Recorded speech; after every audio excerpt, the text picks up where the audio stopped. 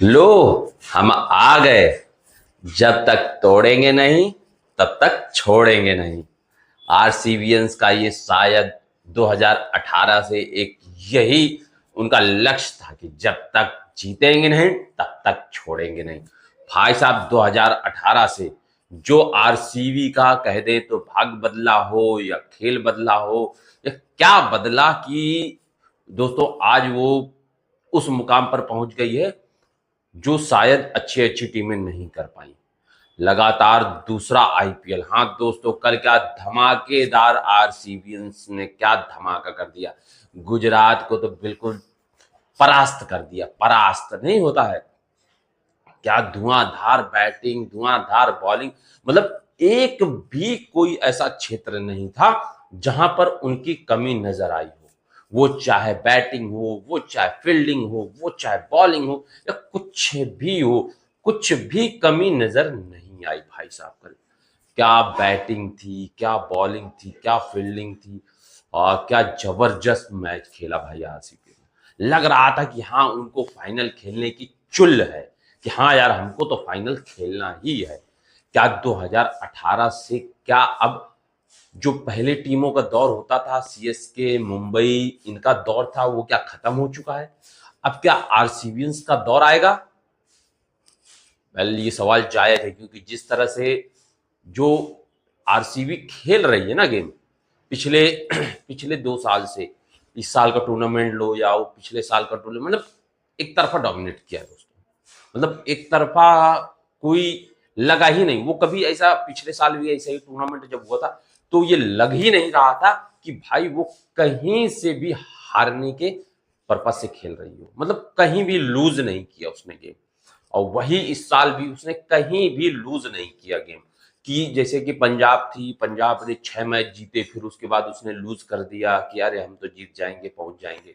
शायद ये उनका एटीट्यूड था या उनका, लेकिन आरसीबीएस ने आखिरी दम तक कहा कि नहीं, पहले तो हम नंबर 1 पर पहुंचना है, उसके बाद फिर हमको डायरेक्ट फाइनल जाना है दोस्तों। हाँ, क्या मैच खेला आरसीबीएस ने यार, जिसके लिए मतलब उनकी वाहवाही तो करनी पड़ेगी भाई। चाहे वो टीम का कोई भी बंदा हो। बहुत अच्छा गेम हुआ। कल के हाईलाइट की बात करें तो गुजरात ने टॉस जीता और पहले फील्डिंग करने का फैसला किया। मैंने बताया था, हम लोगों ने जो प्रोडक्शन में वीडियो बनाया था तो हम लोगों ने बताया था कि टॉस भी बहुत इंपॉर्टेंट होगा, कौन टॉस जीतेगा कौन हारेगा। तो अच्छा, आरसीबियंस के लिए ये था कि चेस करते हुए ज्यादा अच्छा खेलती है, विराट कोहली जैसे प्लेयर चेस करते हुए बहुत अच्छा खेलते हैं। तो हो सकता था कि शुभमन गिल के दिमाग में ये रहा हो कि चेस ना कराया जाए, पहले इनको बैटिंग करा दिया जाए कमरों। जिस तरह से उनकी खासकर बॉलिंग चल रही थी पूरे टूर्नामेंट में तो उस हिसाब से ठीक भी था, फैसला कोई खराब नहीं लग रहा था। लेकिन फैसला तो तब खराब हुआ जब आरसीबीएस ने कहर बरपाया और पहले बॉल से ही कहर बरपाना शुरू हो गया दोस्तों। हाँ, हम बात करते हैं पहले वेंकटेश अय्यर और विराट कोहली की बैटिंग आई। वेंकटेश अय्यर ने वही शुरुआत की जो उनसे अपेक्षा थी, क्योंकि कोई भी इनका फिल साल्ट और जेकब बेथल दोनों नहीं थे तो वेंकटेश अय्यर को जिम्मेदारी दी गई। आखिर में बहुत अच्छी शुरुआत की, चौके से शुरुआत की, फिर चौका मारा, एक बढ़िया ओवर गया। मोहम्मद सिराज के ओवर में लगभग 12 रन मारे। फिर उसके बाद हाँ, अगला ओवर आता है रबाडा का। रबाडा को विराट कोहली थोड़ा खेलने में प्रॉब्लम हो रही थी, लेकिन रबाडा को छक्का मारा वेंकटेश अय्यर ने। फिर उसके बाद रबाडा ने विकेट ले लिया यहाँ से। एक लगा कि अभी रबाडा जो है अपने फॉर्म बरकरार है, बॉलिंग अच्छी थी, सब कोई जानता था कि अगर ये इनकी बॉलिंग अच्छी रहेगी तो ये 200 के आसपास निपटा सकते हैं।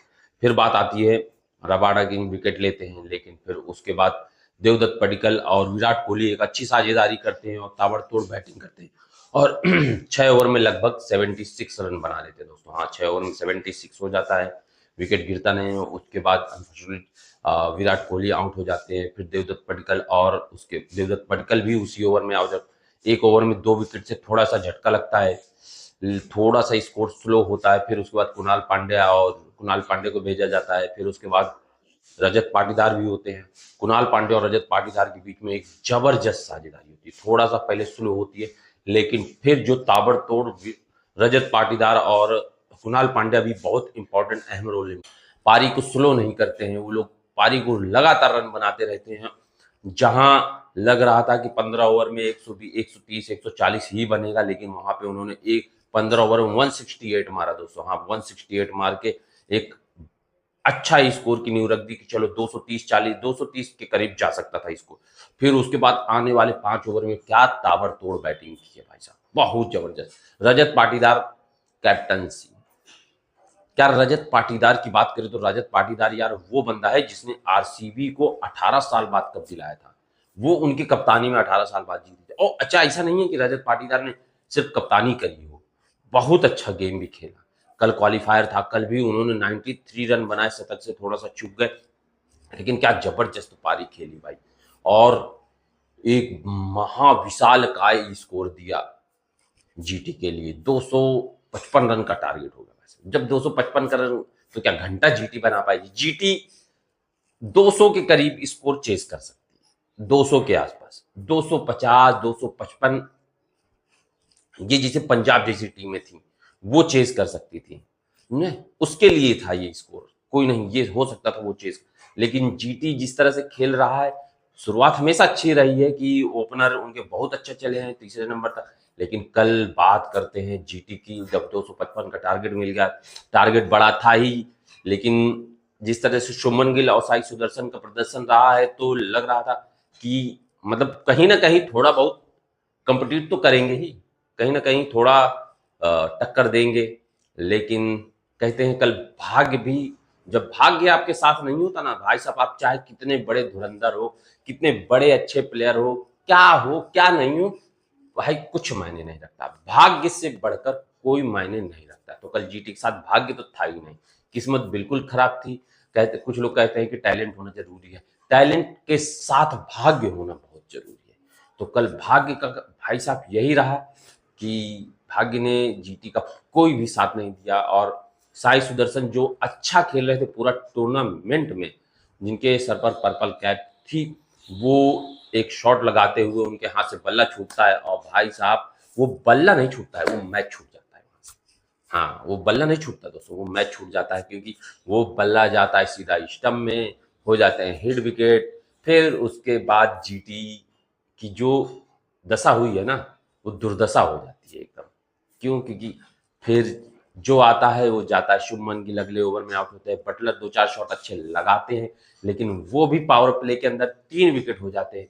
पावर प्ले के अंदर 3 विकेट जीटी पूरे टूर्नामेंट में ऐसा नहीं हुआ था। एक मजबूत पावर प्ले हमेशा बनाती थी, 60 65 70 रन तो बनाती ही थी, बिना विकेट खोए बनाती थी। कल पावर प्ले के अंदर 3 विकेट, जब 255 का टारगेट हो, और जब आपके 3 टॉपर आउट हो जाए, फिर उसके बाद इनके पास बैटिंग ही नहीं है। टॉप 3 के बाद बैट्समैन है ही नहीं। वाशिंगटन सुंदर वो ऑलराउंडर, निशांत सिंधु थे, लेकिन वो भी उतने इम्पैक्टफुल नहीं रहे हैं। ठीक है, फिर उसके बाद जेसन होल्डर को आप नंबर 4-5 में बैटिंग कराना पड़ रहा है। फिर उसके बाद तेवतिया, फिर उसके बाद तेवतिया जिनकी बैटिंग ही नहीं आती है, पूरे टूर्नामेंट में नहीं आई है, लगभग थोड़ी बहुत, कहीं 2-4 10 15-20 गेंद खेलने को मिल जाए। फिर उसके बाद आ जाते हैं राशिद खान, आ जाते हैं। तो मतलब 3 के बाद आप खत्म है। अगर आपके 3-6 ओवर में निपट गए, तो फिर आपको 200 रन बनाना मुश्किल हो जाएगा, समझे? तो ये सफर रहा, क्योंकि हमेशा क्या हुआ ना, अभी तक की जीटी के सफर में देखोगे तो ऊपर के 3 में से 1-2 तो चलते ही रहे। वो वाशिंगटन सुंदर के साथ कहीं पार्टनरशिप हुई साई सुदर्शन की, कहीं शुभमन गिल की, कहीं बटलर की, तो इस तरह से चलता रहा है। कल तीनों आउट होने के बाद टाटा बाय बाय हो गया, और कल ये दशा हो गई थी कि 150 पहुंचने के लाले पड़ गए थे। आखिर में तेवतिया ने थोड़ी बहुत लाज बचाई, एक अर्धशतक मारा, अकेले खड़े रहे, आखिर में वो आउट हुए। फिर उसके बाद 162 रन पे पूरी टीम ऑल आउट हो गई, और पूरे 20 ओवर भी नहीं खेल पाई। और ये बिल्कुल, फिर भी कोई नहीं, नंबर 2 का यही फायदा था, यही फायदा है कि नंबर 2 में आपको एक चांस और मिलेगा।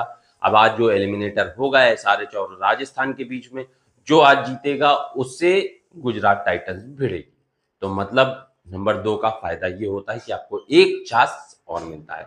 तो क्या जो कमियां थी जीटी की, तो क्या अगले मैच में वो पूरी कर पाएगी कि नहीं कर पाएगी? लेकिन बात करते हैं आरसीबी की, तो आरसीबी ने लग रहा है कि अब दौर चलेगा क्या, नहीं, एक समय सीएसके का दौर चल रहा था, मुंबई का दौर चल रहा था, मुंबई सीएसके कोई थी नहीं, आरसीबी आरसीबी तो कभी भोले भटके, कभी बाई चांस कभी फाइनल लाइन में पहुंची थी तो कभी जीत ही नहीं पाती थी। लेकिन अब की टीम और तब, लेकिन टीम इनकी हमेशा आरसीबी की अच्छी रहे, बैटिंग बहुत जबरदस्त रहे, लेकिन इस बार बॉलिंग उनकी बहुत अच्छी है। पिछले साल से बॉलिंग बहुत जबरदस्त हुई है, इस साल भी बॉलिंग बहुत अच्छी हुई है। तो फिर इसीलिए बात कर रहे हैं कि आरसीबी का फाइनल क्या जीत पाएगी?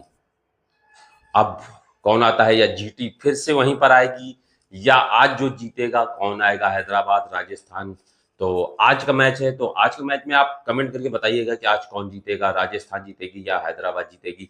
बाकी देखेंगे हम लोग जो भी फाइनल कौन खेलेगा, एलिमिनेटर आज कौन हारेगा जीतेगा, फिर उसके बाद सारी चर्चा करेंगे। लेकिन आरसीबी के लिए भाई साहब बनता है, आरसीबी के लिए ताली तो बनती है, क्योंकि जो गेम खेला उन्होंने ना, धमाकेदार खेला है। भौकाल नहीं कहते, भौकाल रहा है पूरा टूर्नामेंट में, भौकाल रहा है। हमारे यहाँ लोकल लैंग्वेज में कहते हैं भौकाल मचाना, तो वो भौकाल मचाया भाई साहब। तो हमारे साथ देखते रहिएगा, बने रहिएगा। हमारा वीडियो अच्छा लगे तो लाइक और सब्सक्राइब जरूर कर